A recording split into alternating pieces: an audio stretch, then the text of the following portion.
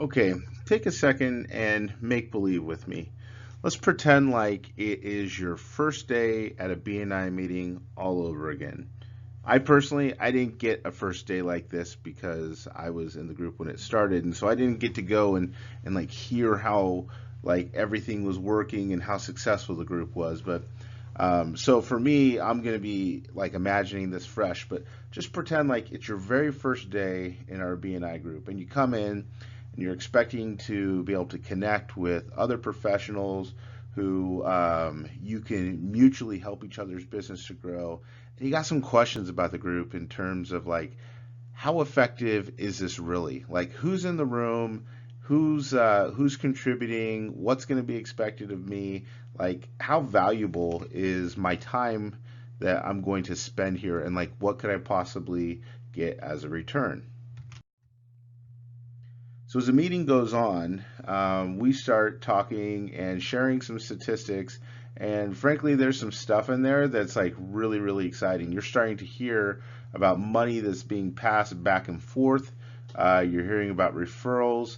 And it gets to the point where they do the vice president's report, and you hear that this chapter has generated over $1 million in closed business in the last 12 months. And so, like, you look around, and that kind of blows you away because, wow, I could be a part of that. I could be a part of the $1 million that's being passed around this room. Yes, please. Especially when you consider the small financial investment by comparison. On top of that, there's talk of I'm going to get my own sales team out of this because I have a small business. I don't have a ton of resources, and so I can't go out and hire a sales team. So one of the promises of BNI is that you're going to get your very own sales force that you get to go out and train to go and help you to find exactly the right type of client that you're looking for. And check these guys out. They really seem fired up, and so this is just really seeming like a great opportunity. So now I started thinking, okay, $1 million in closed business. So what does that mean? So if I divide that, let's say there's 40 people in the group, I divide that million by 40, and that would mean that each seat in the room is valued at $25,000. And so if I go and I pay in, $600 to be in the group, I show up to 50, 52 meetings a week. I'm prepared. I'm training my sales force. It's pretty much on average. What I'm thinking is I'm looking around the room and I'm thinking people are making $25,000 a year in their thank you for closed business. So at this point, some of you might be thinking, well, yeah, this sounds like our chapter, but hold on, like, where's my $25,000? This is maybe a good time to remind everybody what an average is. So the average doesn't say that everybody is going to be making $25,000. It just means that if you add it all up and you divide it by the number of people in the group, that average, the mean average, is $25,000. That means that based on how your business is performing in the group, you will always find that there are some low performers, average performers, and high performers. Now, in a group like ours, we have certain categories that have big ticket items. So, for example, a house sale, especially if you have a real estate agent and a lender in the group, those are going to turn into a couple of big transactions, and you'll see a few of those a year. They tend to do very well in BNI groups. For example, in our group, we have a painter and a paint shop, high volume of referrals, big ticket items, and so those are going to turn out to be high performers. And then you have other people who have things that they need to sell at volume. So maybe the price is lower and they have to sell a lot of them in order to really reach high numbers. All of that, though, doesn't matter because everybody has a chance to succeed in BNI if they play it correctly. And so don't read too much into well, this person has it easy because this is their business and they're just not like me. Everybody has a choice and an opportunity to make sure that they can maximize the value that they're getting out of BNI. And so whenever you look at this and you're saying, wait, where's my $25,000? You have to also look at that as it's a measure of your performance in the chapter. So when I'm talking about your performance in the chapter, like what performance do I mean? If on average everybody should be receiving $25,000, then on the flip side we have to think about, where does this $25,000 come from? Is it just from BNI? Is it from like just the vapor? No. The money comes from other people referring business. And so then the next logical question is, when I'm asking where's my $25,000, I could be asking the $25,000 that my business should receive, but I should also be asking, where's the $25,000 in business that I've given? Now, of course, we have people who have given above 25,000. We have some that have given well above 25,000. But again, we also have low performers, average performers, and high performers. Now, one thing that we see sometimes, it's a trend, is we have people who, they come and they see those original meetings and they meet the people in the room, they hear they're going to get a sales force, and they see, wow, $1 million in closed business and the average seat is worth what? How much? This is great. And then they get in, and for a few months they're not seeing what they're expecting to see. And they're wondering, like, when do I start fitting into the average? And the most important thing to think about is the fact that the basic principle of BNI is that givers gain.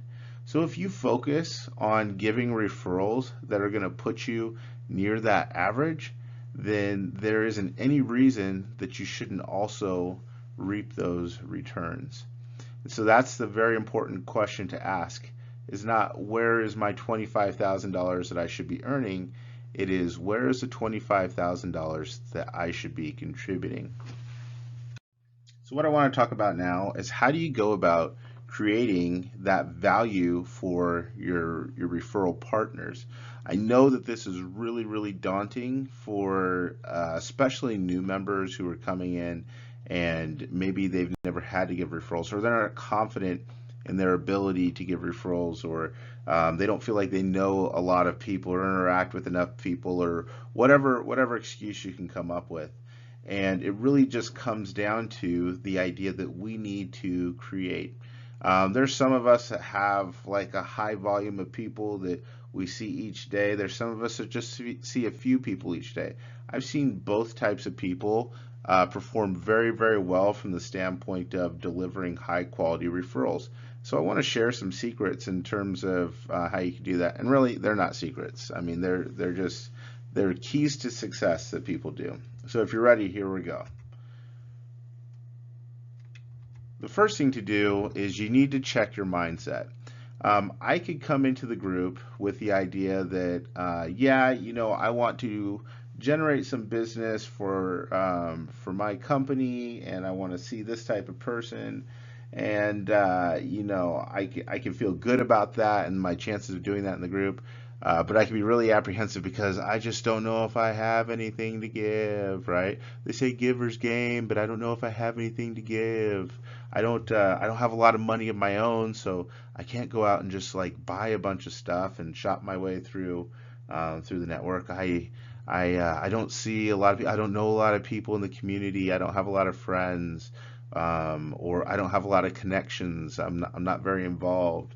And so you can spend a whole lot of time thinking about all the things that you don't have, and 100% of those things are worthless, right? You're not spending time, you're wasting time thinking about the things that you don't have, because the things that you don't have can't help anybody.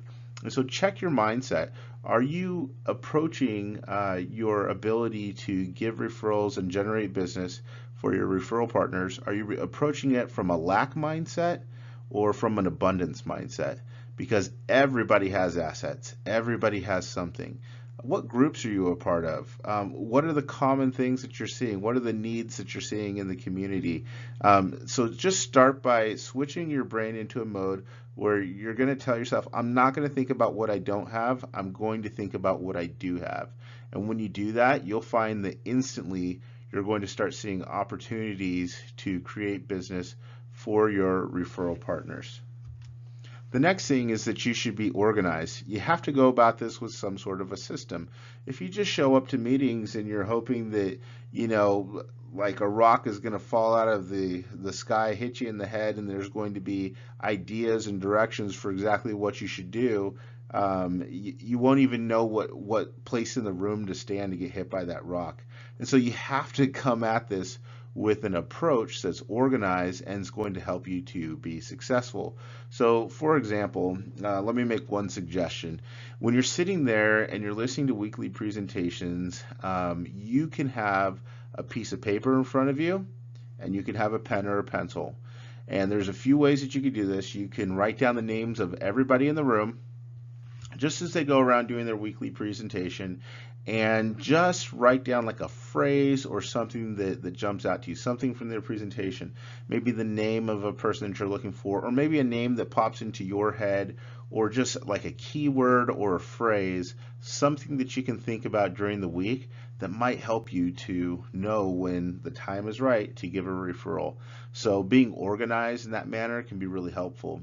Another thing you might do is you might zero in on a specific person. Like maybe you've had a really great one-to-one with somebody, or maybe you think that there's a possibility that you could form a power team or a closer referral relationship with somebody, and so you really want to bring them somebody great. Like just write their name down, and as they do their weekly presentation or as a meeting goes, write down the ideas in terms of people that you can refer them to, or connections that you can make, whatever it is that you have, because remember, you're operating now from an abundance mindset. Whatever it is that you have that you can bring to the table for that person, and be organized about it. Put it down on paper. That way you don't lose it, and you hold yourself accountable to have something on that paper. The next thing is to set goals. If you don't have a goal to give a referral a week, which really, if you're trying to hit those traffic lights, that power of one, that's the target that you're trying to hit, is one good referral a week. If you don't have those goals, then it doesn't really matter what you do, because you're not going to hit it, right? Or if you go out and you do 17 referrals, that doesn't matter either, because you had no goal. So set some goals for yourself, make some targets, and hold yourself accountable to them. If it's coming around and it's Wednesday and you had a goal to give 3 referrals, and you only have given 1 referral, if you have that goal, then you're going to sit down and you're going to figure out a way to come up with 2 more referrals. You're going to look at maybe your paper where you've written down some things and say, oh wait, I do remember that this person is somebody that I was going to connect with that person. And it's going to allow you to be more productive, and also track your progress over time and track your growth. Honestly, 1 referral a week is really pretty easy. And so if you've been doing this for a while, like 2 referrals is a good goal. And push yourself, see how far you can go, and you'll find success in that way. And then finally, ask questions. If you are finding that there's somebody that you really, really want to give a good referral to, but you haven't been able to find that person that they really need, or get that situation, get together with that person and ask some questions. Get some training. So remember that you came into this and you're looking at this sales force and you're like, yay, I finally got a sales force. Well, you're part of their sales force too. And if you had an employee in your sales force who really had no idea how to sell your product, wouldn't you want them to let you know, hey, I don't know what I'm doing. What can I do that would make me more effective? And so those are the kinds of questions that are totally in bounds to ask. I've had people that I just really admire, I like a lot, and maybe I'm giving them some business, but I really want to just deliver a good one for them. I go up to them and I say, hey, what can I do to really get you a killer referral? What would be great? So you ask those questions, and what you'll find is that people are happy to help you out, because a lot of times people know exactly what they need, and you just might be in a position to give it to them, but you won't know unless you ask, and they don't know that you don't know unless you're putting those questions out there. So these 4 tips are really critical to creating referrals. Number one, check your mindset. We want abundance, not lack. Be organized, write things down, make a list, check it twice, and then you'll find out if you're not okay. You get it. And set some goals for yourself. Push yourself. Try and hit those targets, and it'll happen. It happens almost every time. If you are focused on a goal, you will make it. And then ask questions. If you don't know what to do, if you don't know how to help somebody, definitely ask the questions. So finally, I just want to address, what does your ability to bring business to the group, what does it mean to the group, like in a big picture sense? And also, what does it mean to you and your participation? So first of all, you have to recognize that if everybody looks at that average number, and you have some people that are like, yeah, I'm hitting that target, I am delivering that kind of business to the group, I am, a high performer. Those people, they're going to be fine. They're going to keep performing high, and they're going to keep pushing the limits. If you are a below average performer, and you can lift yourself up to that new standard, and you can hit that average level, what that does is it elevates the whole group, and the effect is actually exponential. And so it's critical that you get into that average to high performance area for the success of the whole group. And you really come across looking like a hero. Whenever I look through reports and I see some people's thank you for closed business or the referrals that I give, like I look at those like names and the numbers by them, and the feeling that I get is actually gratitude. I'm grateful that they're out there, they're representing for people in the group, and they're trying to help them grow and to improve. So that's a really, really important thing. What it means to you personally is, if you want to reap the benefits of being in this group, when it comes time for renewal, this is one of the things that gets evaluated. And so when you go and the membership committee is considering whether to renew your membership, because that's not an automatic process, the biggest and most important thing that they're looking at is the amount of business that you're referring.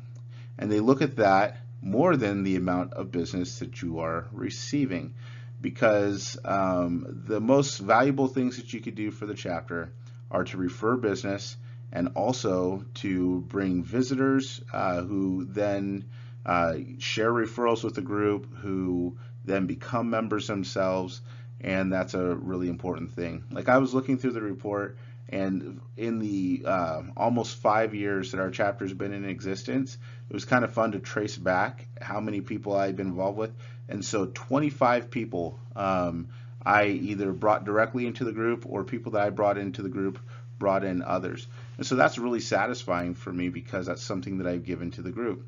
And I really hope that everybody wants to have that same level of satisfaction, that you want to be able to look at your contributions and feel really proud and really good about what you're bringing to people that you like, people that you respect, the people that you have fun with each week. And so I want everybody to feel that level of success. And so really take this to heart, and do everything that you can to boost your own performance. And if you really feel like you're having a miserable time and you can't figure any of this out, the great news is that our chapter has a mentor coordinator, and all you'd have to do is request a mentor, and you'll have somebody who will help you, somebody who has been there, done that, has the skills, the experience, the background, the knowledge, and then they're willing to share that with you, because it's in everybody's best interest that you become somebody who can refer business that people are looking for. It's in everybody's best interest that you become somebody who can invite visitors to the group, who can bring abundance and bring wealth, and just all the things that the high hopes that we had for you when you joined, and that you had for yourself. That's what we want to do. We want to realize that, and just really make this a powerful group that is meeting the needs of all of its members. I get excited just talking about it if you can't tell. But that is the extended education for the week. So take these things to heart, come at it with the right mindset, an organized approach, set yourself some goals, ask lots of questions, and give tons of referrals, and really make your seat as valuable as it can be.